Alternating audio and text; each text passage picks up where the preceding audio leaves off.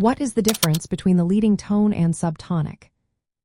Have you ever wondered about the terms leading tone and subtonic in music theory? These two concepts are essential for understanding scales and key signatures. Let's break them down. First, let's talk about the subtonic. The subtonic is the seventh scale degree in any key, whether it is major or minor. It is literally the note that sits below the tonic. For example, in the key of C major, the subtonic is B. In the key of C minor, the subtonic is B flat. This note has a specific role in the scale and is always the seventh degree. Now let's move on to the leading tone. The leading tone is a unique note that is a half step below the tonic.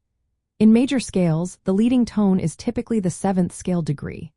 For instance, in C major, the leading tone is B, which is a half step below the tonic note C. However, the leading tone can refer to any note that is a half step below another note, not just the seventh scale degree.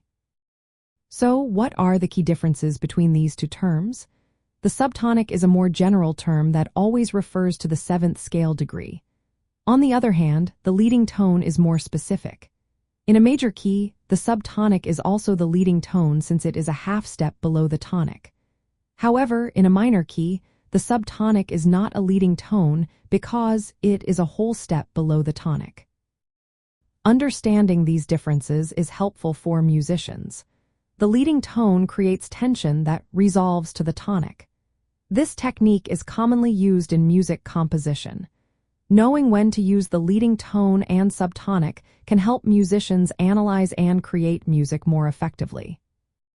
In summary, the subtonic is the seventh scale degree, while the leading tone is a half step below the tonic. Both play important roles in music theory, especially when it comes to scales and key signatures.